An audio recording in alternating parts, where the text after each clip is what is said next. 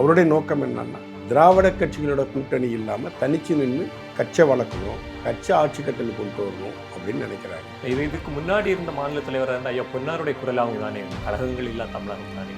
இல்லை, அது இப்போ போன தேர்தலில் 2024 பாராளுமன்ற தேர்தலில் பார்த்தீங்கன்னா பிஜேபி 11.5% ஓட்டு வாங்கிருக்குன்னு சொன்னாங்க. 21 பாராளுமன்ற தொகுதிகளில் போட்டியிட்டு 11%. இப்போ வெறும் 27 சட்டமன்ற தொகுதியில் போட்டியிட்டு 3% ஓட்டு. இப்போ பிஜேபி போட்டு குறைஞ்சி போச்சுன்னு எல்லாரும் ஒரு மெரிபா பன்னீர் சோடா. I trust மெரிபா. நான் 30 வருஷமா கட்சியில் இருக்கேன், நான் 40 வருஷமா கட்சியில் இருக்கேன், ஆளே இல்லாதப்ப நான் கட்சியில் இருந்தேன், 84 கட்சி தோக்கிறதுல கட்சியில் இருக்கேன் அப்படின்னு சொல்லிக்கிட்டு இங்கே அதிகாரத்தை கோலோச்சக்கூடிய தலைவர்கள் நீங்கள் 30 ஆண்டுகளாக கட்சியில் இருந்தும் வெளியே சென்ற கட்சிக்காரர்களை உங்கள் கட்டுப்பாட்டுக்குள் வைக்க முடியவில்லை. ஏன்? என்னுடைய நோக்கம் என்னன்னா, செகண்ட் லேயர் லீடர்ஸ் இருக்காங்க, தொண்டர்களை அவமானப்படுத்துறத பெரிய கிரேடா நினைக்கிறாங்க களத்தில். ஆமா, 30 வருஷமா நான் கட்சியில் இருக்கிறவங்க அகங்காரம், ஆணவம், அலட்சியப்படுத்துறீங்க நீங்க தொண்டர்களை. நீங்க மாறுங்க. 30 வருஷமா திருப்பதி நாராயணன் இந்த கட்சியில இருக்காருன்னா அவரால் 20 பேரை அண்ணாமலை பக்கம் போகாம தடுத்து நிறுத்தக்கூடிய சக்தி அவருக்கு இருக்காரு. நான் பிஜேபி காரன் தான், பிஜேபியில் இருக்கிறத நான் பெருமையாக தான் நினைக்கிறேன். அண்ணாமலை கட்சி ஆரம்பிச்சுட்டாலும் நாங்கள்லாம் மாற தயாராக இல்லை. பசுந்தோல் பொருத்திய புலிகள்லாம் உட்காந்துட்டு 2014 பொன்னாரையா 18% வாங்கிட்டாரு, அதையே தானே 2024 வந்து அண்ணாமலை வாங்கியிருக்காரு. ஏற்கனவே 14%, 18% நிரூபிக்கப்பட்டது தானே அப்படின்னு சொல்றாங்க. 14, 24 பேசுறாங்க. 2019 உங்க கதை என்னாச்சு? திமுகவுக்கும் அதிமுக பெரிய கொள்கை வித்தியாச வேறுபாடுகள்லாம் இல்லைங்க. அவங்களுக்கு திமுக எதிரி, எங்களுக்கு திமுக எதிரி. பொது எதிரியை வீழ்த்துவதற்காக 2 கட்சிகள் கூட்டணி அமைத்து போட்டியிட்டன. பச்சை குழந்தைகள்கிட்ட ஸ்கேம் பண்ணி, பெத்தவங்கள்ட்டையும் தாத்தா பாட்டிகள்ட்டையும் ஸ்கேம் பண்ணி ஓட்டு வாங்கணும் ஒரு அசிங்கமான அரசியல் அரங்கேறிச்சு. இதெல்லாம் சேர்ந்து இன்னைக்கு முதல்வர் ஜோசப் அவர்கள் வெற்றி பெற்றிருக்கிறார்கள். இது எல்லா தேர்தல்களிலும் பலனளிக்காது. ரிஃப்ளெக்ட் நேயர்களுக்கு வணக்கம். இன்று நம்மோடு நேர்காணலில் பாஜகவின் பிரச்சார பிரிவு மாநில செயலாளர் ஐயா ரவி அவர்கள் நம்மோடு இணைகிறாரு. ஐயா வணக்கம். வணக்கம். இப்போ அண்ணாமலை அவர்கள் வந்து கட்சியை விட்டு வெளியேறி இருக்கார். வெளியேறதுக்கு முன்னாடி தலைமையை பார்த்து சில விஷயங்களை வந்து பேசியிருக்காரு. கூடவே வந்து சமூக வலைத்தளங்கள் அவர் பேசும்போது கூட பேர் குறிப்பிடாத சிலரை வந்து குறிப்பிட்டு சொல்லியிருக்காரு, பிரச்சனைகள் இருக்குது, தலைமைக்கு அறிவுறுத்தினேன் அந்த மாதிரி. உங்களை பொறுத்த வரைக்கும் அண்ணாமலை அவர்கள் பாஜக விட்டு வெளியேறுவதற்கான காரணம் என்னவா? முதல்ல சகோதரர் அண்ணாமலை அவர்களுக்கு எனக்கு மனமார்ந்த வாழ்த்துக்களை தெரிவிச்சுக்கிறேன். அவரு ஒரு ஸ்டாண்ட் எடுக்கிறாரு. பட் தேசிய கட்சிங்கிறப்ப தேசிய கட்சி தேசிய பார்வையில் தேசிய சிந்தனையில் ஒரு ஸ்டாண்ட் எடுப்பாங்க. அவருடைய நோக்கம் என்னன்னா, திராவிட கட்சிகளோட கூட்டணி இல்லாமல் தனிச்சு நின்று கட்சியை வளர்க்கணும், கட்சி ஆட்சி கட்டளை கொண்டு வரணும் அப்படின்னு நினைக்கிறாங்க. இதுக்கு முன்னாடி இருந்த மாநில தலைவராக இருந்த ஐயா பொன்னாருடைய குரல் அவங்க தானே இருந்து, கழகங்கள் இல்லா தமிழகம் தானே குரலாக இல்லை. அது வந்து தேசிய தலைமை அதுலேருந்து மாறுபடுறப்ப அவர் ரிபல் பண்ணலை. பட் அண்ணாமலையோட நோக்கமும் தேசிய தலைமை நோக்கமும் ஒன்று தான். அவங்களுடைய இலக்கு ஒரு இடத்துக்கு போய் சேர்றது தான். அவங்க ஒரு ரூட்டில் போகணுன்னு சொல்கிறாங்க, திரு அண்ணாமலை அவர்கள் வேறு ரூட்டில் போகணுன்னு சொல்ல வழிகள் வேறையாக இருந்துச்சு. அதில் அவங்களுக்குள்ள கான்ஃப்ளிக்ட் உருவாகிருக்கும்னு நான் நம்புகிறேன். ஏன்னா அவருடைய வீடியோ, அது ஒரு சொன்ன கருத்துக்கள், அதன் அடிப்படையில் நான் அப்படி நான் தெரிஞ்சுக்கிறது, ஒரு அடிப்படை தொண்டனாக நான் தெரிஞ்சுக்கிறது, அவர் வந்து திராவிட கட்சிகளோட கூட்டணி வைக்காமல் தனியாக நின்று இருக்கணும், தனியாக நின்று நம்ம களங்காணணும், அப்போ தான் கட்சியை வளர்க்க முடியும்னு அண்ணாமலை அவருடைய பார்வையாக இருந்துச்சு. இன்றைய அரசியல் சூழலுக்கு எந்த நிலைப்பாடு எடுத்தால் சரியாக இருக்கும் என்று மத்திய தலைமை நினைச்சிச்சு. என்னோட பார்வையும் ஒரு பிஜேபியோட காரியகர்த்தாவோ ஒரு அடிப்படை தொண்டனா என்னுடைய பார்வையும் தனித்து தான் நாம் இயங்க வேண்டும் அப்படிங்கிறத என்னோட பார்வை. ஆனால் தலைமை சொல்லிட்டா அதுக்கு கட்டுப்பட்டு வேலை செய்யக்கூடிய ஒரு சாதாரண அடிப்படை தொண்டன், தலைமை என்ன சொல்லுதோ அதை கேட்கணும். பட் என்னுடைய தனிப்பட்ட கருத்து கேட்டிங்கன்னா, நம்ம தனியாக களங்காணணும், அப்போ தான் நம்ம கட்சியை வளர்க்க முடியும். நம்மளுடைய ஸ்ட்ரென்த் என்னன்னு தெரியும், நம்ம எங்கே பவர்ஃபுல்லாக இருக்கோம், எங்கே வீக்காக இருக்கோங்கிறது அப்போ தான் நம்ம கண்டுபிடிக்க முடியும். இப்போ போன தேர்தலில் 2024 பாராளுமன்ற தேர்தலில் பார்த்திங்கன்னா பிஜேபி 11.5% ஓட்டு வாங்கிருச்சுன்னு சொன்னாங்க. 21 பாராளுமன்ற தொகுதிகளில் போட்டியிட்டு 11% வாக்கு. இப்போ வெறும் 27 சட்டமன்ற தொகுதியில் போட்டியிட்டு 3% ஓட்டு. பிஜேபி போட்டு குறைஞ்சி போச்சுன்னு எல்லாரும் ஒரு பிரபாகண்டா பண்ணுறாங்க. 11% இருந்துச்சு, அண்ணாமலை 11% கொண்டு போனார், அதை திரும்ப இழுத்து கொண்டு வந்து 3% விட்டாங்க அப்படின்னு சொல்கிறாரு. ஒரு பாராளுமன்ற தொகுதி என்பது 6 சட்டமன்ற தொகுதிகளை உள்ளடக்கியது. 21 தொகுதின்னா 66 சட்டசபை தொகுதிகளுக்கு உட்பட்ட இடத்துல பிஜேபி நேரடியாக போட்டியிட்டு 11% வாக்குகளை பெற்றது. இப்போ வெறும் 27 தொகுதியில் தான் போட்டிட்டு இருக்கோம். 27 தொகுதிங்கிறது ஒரு 5 பாராளுமன்றம் கூட கிடையாது. 4.5 பாராளுமன்ற தொகுதி, 4.5 பாராளுமன்ற தொகுதியில் தான் நின்று இருக்கிறோம். அப்போ 4ன்னு வச்சு 4 பாராளுமன்ற தொகுதி அடிப்படையில் இப்போ நம்ம போட்டிகிட்டு இருக்கிறோம். 21க்கு அதை கால்குலேட் பண்ணுங்கள். அதே 11% வாக்கு வங்கி பிஜேபிக்கு இருக்குங்கிறது தான் உண்மை. பட் எல்லாரும் என்ன சொல்கிறாங்க, 27 தொகுதியில் போட்டியிட்டதை யாரும் விட்டுறாங்க, 3% ஆயிடுச்சு 3% ஆயிடுச்சுன்னு பொய்யான பிம்பத்தை கட்டமைக்கிறாங்க. பட் கட்சி அதே நிலையில் தான் இருந்திருக்குது. இப்போ என்ன மாற்றம் நிகழ்ந்திருக்குன்னு தெரியாது. அவர் கட்சி ஆரம்பிச்சிட்டாரு, இது வரைக்கும் 17 லட்சம் உறுப்பினர்கள் சேர்ந்துருக்கிறாங்க, டெய்லி போய்கிட்டே இருக்கிறாங்க. இதை மாநிலத்தில் உள்ள 2ஆம் லேயரில் இருக்கக்கூடிய கட்சி தலைவர்கள் சிந்திச்சு பார்க்கணும். நான் 30 வருஷமாக கட்சியில் இருக்கேன், நான் 40 வருஷமாக கட்சியில் இருக்கேன், ஆளே இல்லாதப்போ நான் கட்சியில் இருந்தேன், 84 கட்சி துவக்கிறதுலேருந்து கட்சியில் இருக்கேன் அப்படின்னு சொல்லிக்கிட்டு இங்கே அதிகாரத்தை கோலோச்சக்கூடிய தலைவர்கள் நீங்கள் 30 ஆண்டுகளாக கட்சியில் இருந்தும் வெளியே சென்ற கட்சிக்காரர்களை உங்கள் கட்டுப்பாட்டுக்குள் வைக்க முடியவில்லை. ஏன்னு அவங்க சிந்திக்கணும், ஏன் அவங்க பார்க்கணும், ஏன் அவங்க தொண்டர்கள்ட்ட பேசணும். எப்போ பார்த்தாலும் அந்த ஒரே குரூப் ஆஃப் லீடர்ஸ் உட்காந்து எந்த பிரச்சனையாக இருந்தாலும் பேசி ஒரு முடிவு எடுக்கிறாங்க. அந்த நிலை மாறும். அந்த நிலை மாறி தொண்டனோட கருத்து என்ன, காரியகர்த்தாவோட கருத்து என்ன, அவன் என்ன நினைக்கிறான், அவன் எப்படி செயல்படணும்னு நினைக்கிறான், அவன் எப்படி செயல்படுறாங்கிறத என்கரேஜ் பண்ணணும்.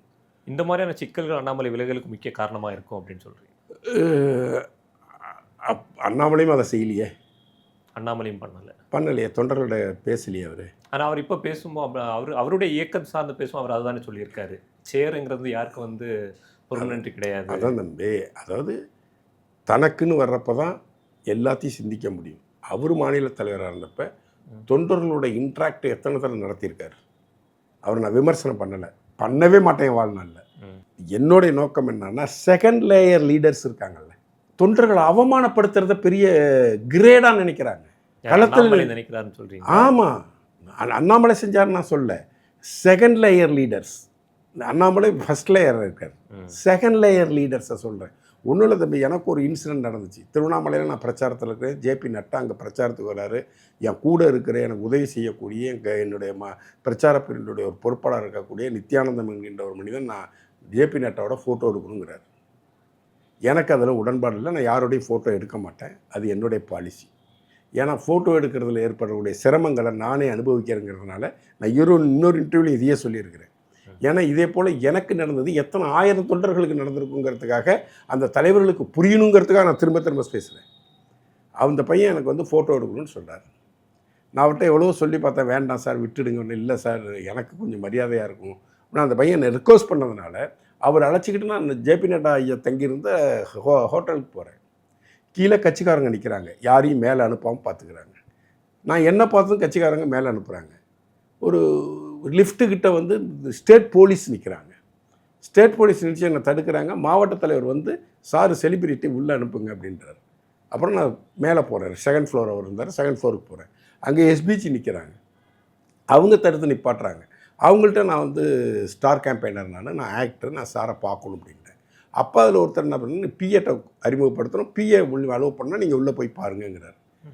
போய் பிஏ பார்க்குறோம், பேசணும். அவர் எல்லா டீட்டெயிலும் என்ன கேட்குறாரு. ஸ்டார் கேம்பெயினருக்கு ஒரு கார்டு கொடுத்துருக்கோம், அந்த கார்டு இருக்கான்னு கேட்குறாரு. கார்டை எடுத்து டிஜிட்டலாக காமிக்கிறேன், பார்க்குறாரு, செட் பண்ணுறாரு. சரி ஓகே இருங்க, உள்ளே நாராயணன் இருக்கார், நாராயணன் உங்களுக்கு தெரியும்னா நீங்கள் போய் ஃபோட்டோ எடுத்துங்க அப்படின்னு அவர் சொல்கிறார்.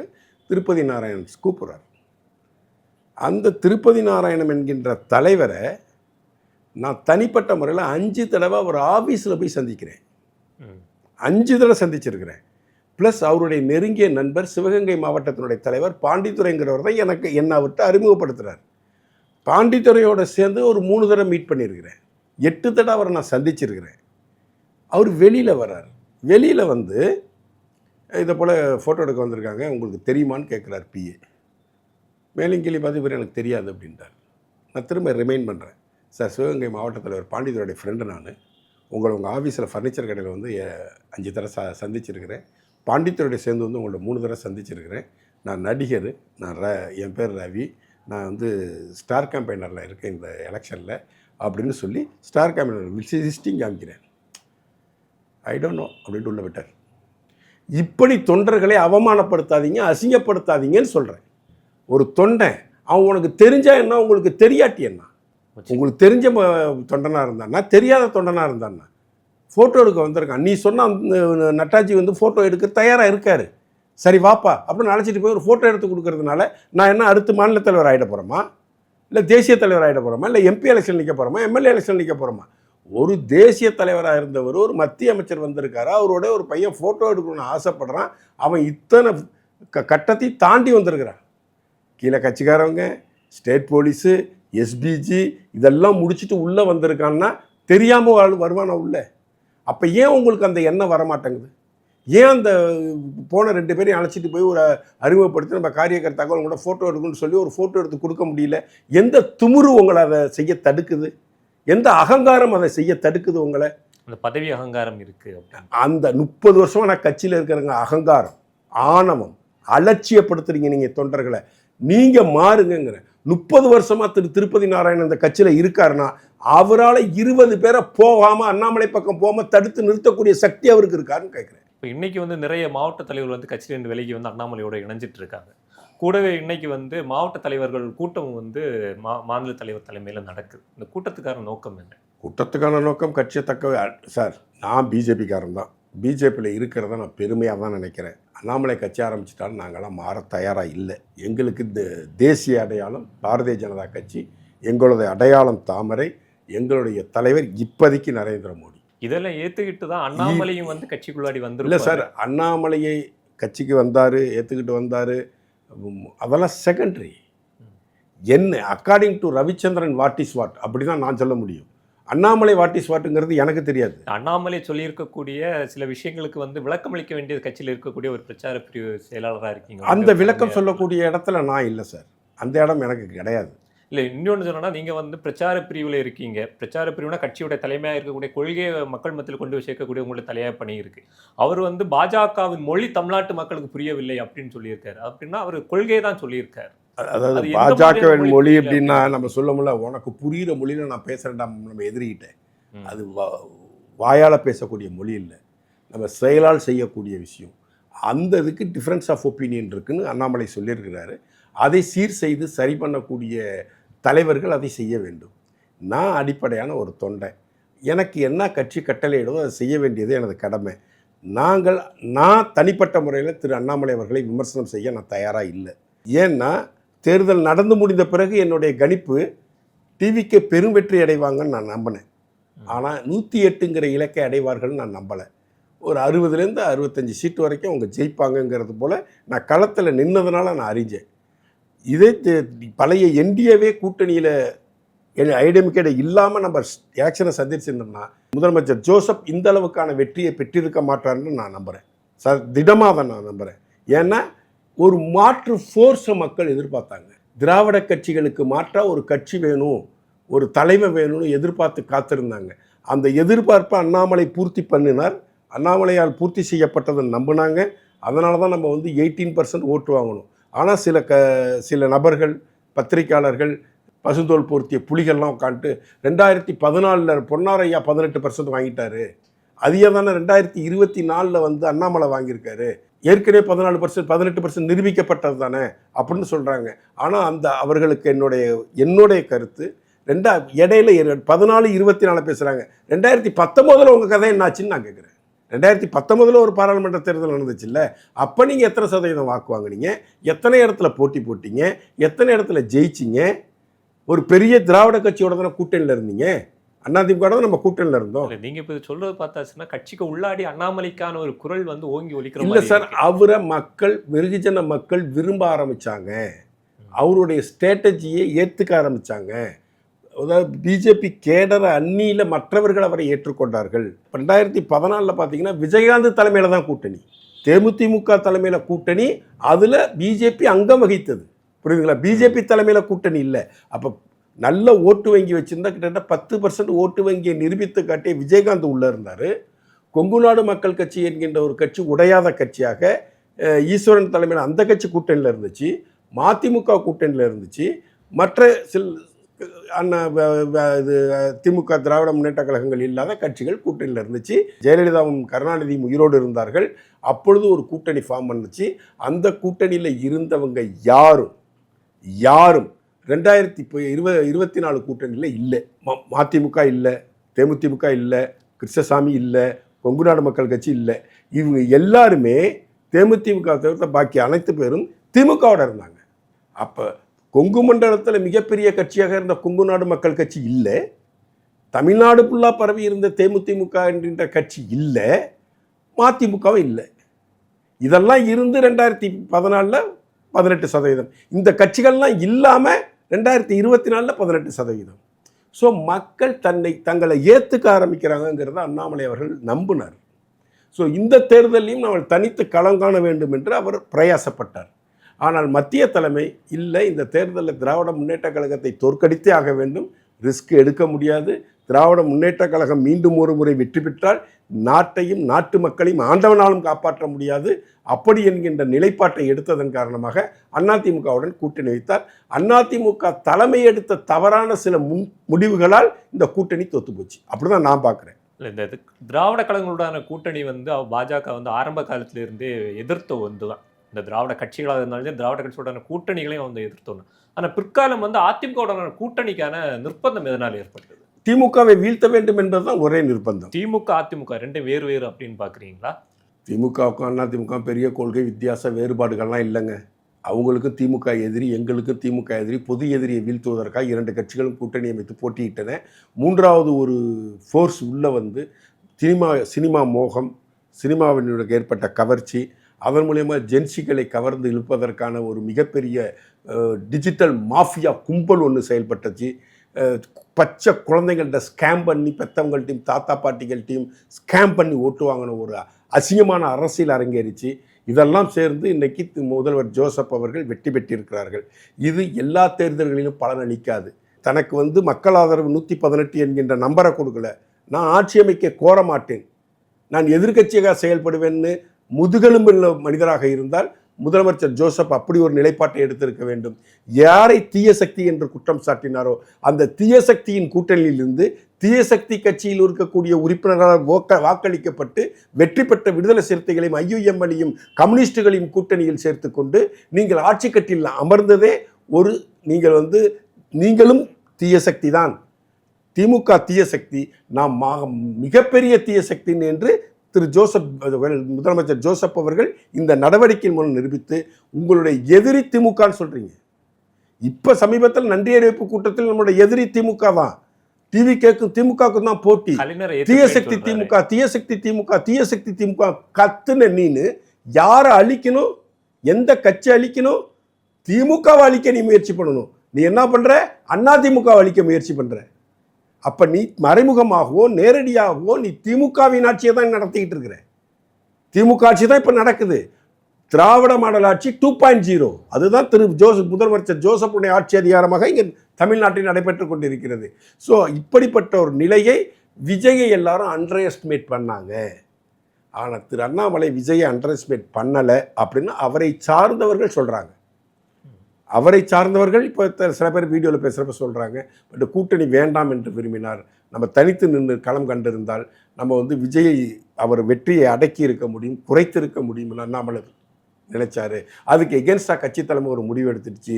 டிசம்பர்லேயே ரிசைன் பண்ணார், எலெக்ஷன் முடிச்சுட்டு நீங்கள் போங்கன்னு சொன்னாங்க, அதனால் காத்திருந்தோம் அப்படின்னு அவரே சொல்கிறார். ஸோ அண்ணாமலை என்கின்ற எத்தனையோ பிரிவுகளையும் எத்தனையோ தலைவர்களையும் பிஜேபி பார்த்துடுச்சு சார்.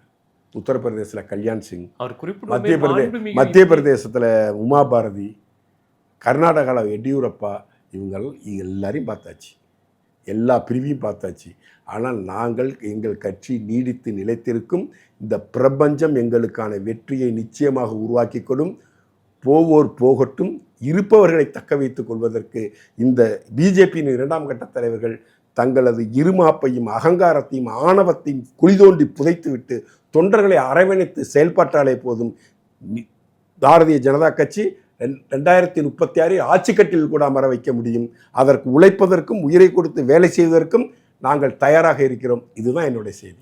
இல்லை, இப்போ அண்ணாமலை பேசும் இன்னொரு விஷயத்தை வந்து குறிப்பிட்டு பேசியிருக்காரு. தமிழ்நாட்டில் இருக்கக்கூடிய பாஜகவில் சில திருத்தங்கள் செய்யணும்னு சொல்லியிருக்காரே தவிர மத்தியில் இருக்கக்கூடிய பாஜக வந்து சரியாக தான் இருக்குது அப்படிங்கிற மாதிரி சொல்லியிருக்காரு. ஏன்னா மாண்புமிகு இந்தியன் பாரம்பரிய தமிழன் அப்படின்னு சொல்லியிருக்காரு. அப்போ அண்ணாமலை அவர்கள் இங்கே தலைவராக இருந்தப்போ வந்து இது தமிழ்நாட்டுக்கென்று சில ஏதாச்சும் அவர் ஒரு ஐடியாலஜி வச்சிருப்பார்ல. இப்போ சரி, மத்தியில் இருக்கக்கூடிய ஐடியாலஜி தமிழ்நாட்டு மக்கள் செட் ஆகலைன்னு சொல்கிறார். அவர் தலைவராக இருக்கும்போது தமிழ்நாட்டுக்காக ஏதாவது ஐடியாலஜி அவர் வந்து உங்கள்கிட்ட, நீங்கள் இப்போ நிர்வாகத்திலலாம் இருக்கீங்க, உங்கள்கிட்ட ஏதாவது பேசியிருக்காரு? இல்லை சார், ஒரு 2-3 சந்தர்ப்பத்தில் அண்ணாமலையோட நெருங்கிய ஒரு மீட்டிங்கில் கலந்துட்டு இருந்திருக்கிறோம், பேசியிருக்கிறோம். அவர் விஷனும் அவர் பார்வையும் வேறுவாக தான் இருந்துச்சு. அவருடைய விஷன் தமிழகத்தில் தன்னகர் இல்லாத ஆர்கானிக்காக ஒரு மிகப்பெரிய கட்சியாக பாரதிய ஜனதா கட்சியை வளர்த்தெடுக்க வேண்டும்ங்கிற எண்ணம் அவர்கிட்ட இருந்ததை நான் உணர்கிறேன். But what ever it is, எது வேணாலும் நடந்திருக்கலாம். அவர் தனியாக போனதை என்னால் ஏற்றுக்க முடியல, என்னால் ஜீரணிக்க முடியல. கட்சிக்கு இப்போ ஒரு சிறிய இடர்பாடுகள் தான் ஏற்பட்டிருக்கு, பின்னடைவு தான் ஏற்பட்டிருக்குது. இதிலிருந்து நாங்கள் இதை வந்து நாங்கள் முழுமையாக மீட்டெடுத்து முழுமையான ஒரு இயக்கமாக, மாபெரும் இயக்கமாக இதை கட்டமைக்கக்கூடிய வல்லமை எங்களுக்கு இருக்கிறதாக நாங்கள் நம்புகிறோம், எங்கள் தலைவர்களுக்கு இருப்பதாக நம்புகிறோம். ஆனால் பாரதிய ஜனதா கட்சி இது வந்து ஒரு பெரிய ஆலமரம். அந்த ஆலமரத்தில் இருக்கிற ஒரு விழுது தான் திரு அண்ணாமலை அவர்கள். 18 லட்சம் பேர் அவர் பின்னாடி போயிருக்காங்க. ஸோ வாட், வாக்கு நீ எதிர்வரக்கூடிய தேர்தல்களில் வந்து வாக்கில் பாதிக்க வாய்ப்பு இருக்கா? பாஜகவின வாக்குகளை பாதிப்பதற்காக சார், 2 பாராளுமன்ற உறுப்பினர்கள் காங்கிரஸ் கட்சிக்காரங்க கிண்டல் பண்ணாங்க. வாஜ்பாய் தலைவர் வாஜ்பாய் ஏஞ்சி சொன்னார், 2 MP தான் இருக்கும்னு இன்றைக்கி நீங்கள் எல்லாம் கிண்டல் பண்ணுறீங்க, ஒரு நாள் அறுதி பெரும்பான்மையுடைய இந்த அவையில் நாங்கள் ஆட்சி கட்டிலில் இருப்போம்னார். நடந்துச்சு. மம்தா பானர்ஜி என்கின்ற மாபெரும் சக்தி மேற்கு வங்கத்தை தன் கட்டுப்பாட்டில் வச்சுருந்துச்சு. இன்றைக்கி வீட்டுக்கு அனுப்பியாச்சு. அந்த கட்சி இன்றைக்கி கலகலத்து போய் கிடக்குது. ஸோ தமிழ்நாட்டிலும் நாங்கள் வருவோம். இந்த பிரிவு எல்லாம் பாரதிய ஜனதா கட்சியை பெருசாக பாதிக்காது. இன்னைக்கு கரண்டில் சின்ன பின்னடைவு ஏற்பட்டது போன்ற ஒரு தோற்றம் உருவாகும். அதில் உண்மையும் இருக்கிறது என்பதை நான் மறுக்க விரும்பவில்லை. அதைத்தானே அண்ணாமலையை வந்து குறிப்பிட்டிருக்காரு. இவ்வளோ நாளாக வந்து இங்கே ஒரு மாற்றத்தை உருவாக்க முடியாது. நீங்கள் சொன்னீங்க மம்தா பானர்ஜியை உடச்சி வந்து அதை கைப்பற்றணும். ஆனால் தமிழ்நாட்டில் அந்த மாதிரியான ஒரு தாக்கத்தை ஏற்படுத்த முடியாது. அதுதானே சார், அதாவது அதுக்காக 6 கிட்டத்தட்ட 2016 மம்தா பானர்ஜியோட கூட்டணியில் இருந்தாங்கன்னு நினைக்கிறேன். அதுக்கப்புறம் தொடர்ந்து மம்தா பானர்ஜியை எதிர்த்து 35 ஆண்டுகள் ஆட்சி கட்டில் இருந்த காங்கிரஸ் ஒரு புறம், 30 ஆண்டுகள் ஆட்சி கட்டிலில் இருந்த கம்யூனிஸ்டுகள் மறுபுறம், 15 ஆண்டுகளாக ஆட்சி கட்டிலில் இருந்த மம்தா ஒரு புறம், 3 ஃபோர்ஸை எதிர்த்து நின்று போராடி செகண்ட் ஃபோர்ஸாக வந்து போன தேர்தலில் 2020 செகண்ட் ஃபோர்ஸாக வந்து இந்த தேர்தலில் முதல் ஃபோர்ஸாக வந்திருக்கிறோம். பிஜு பட்நாயக் அவங்க அப்பா நவீன் பட்நாயக் அவங்க அப்பா பிஜு பட்நாயக்கு அவர்களால் கோலோச்சப்பட்டு அவர்களின் பாதுகாப்பு வளையத்திற்குள் ஒடிசா என்கின்ற மாநிலம் இருந்தது. அந்த ஒடிசாவை இன்று நாங்கள் கைப்பற்றி இருக்கிறோம். ஸோ அந்த நிலை தமிழ்நாட்டிலும் நிச்சயமாக மலரும், நிச்சயமாக ஏற்படும். அதற்கான சாத்தியக்கூறுகளை எங்கள் தேசிய தலைவர்கள் எங்களுக்கு உருவாக்கி தருவார்கள். அவர்கள் உருவாக்கி தரக்கூடிய வழியில் நாங்கள் பீடுநடை போட்டு அந்த இலக்கை நிச்சயமாக அடைவோம். பூரண நம்பிக்கை எங்களுக்கு இருக்கிறது. இந்த பிரபஞ்சம் தனக்கு என்ன மாதிரியான ஆட்சியாளர்கள் வேண்டும் என்பதை அதுவே தீர்மானிக்கும், அதுவே செயல்படுத்தும், அதுவே எங்களை ஆட்சிக்கட்டில் அமரச் செய்யும் என்பது நிச்சயமாக பூரணமாக ஒரு தேசியவாதியாக, நான் இறைபக்தி உள்ள தேசியவாதியாக நான் அதை பூரணமாக நம்புகிறேன். சரி, ஓகே சார். இப்போ அண்ணாமலை தொடங்குகிற இயக்கமாக இருந்தாலும் சரி, பாஜக இருந்தாலும் சரி, எந்த மாதிரியான வளர்ச்சி அடையுது அப்படிங்கிறத வந்து நம்ம எதிர்வரக்கூடிய தேர்தலில் நம்ம பார்ப்போம். உங்களுடைய நேரத்தை எங்களுக்கு ஆசீர்வதித்ததுக்கு நன்றி. நன்றி, வணக்கம், ஜெய்ஹிந்த். மெரிபா பன்னீர் சோடா, ஐ ட்ரஸ்ட் மெரிபா.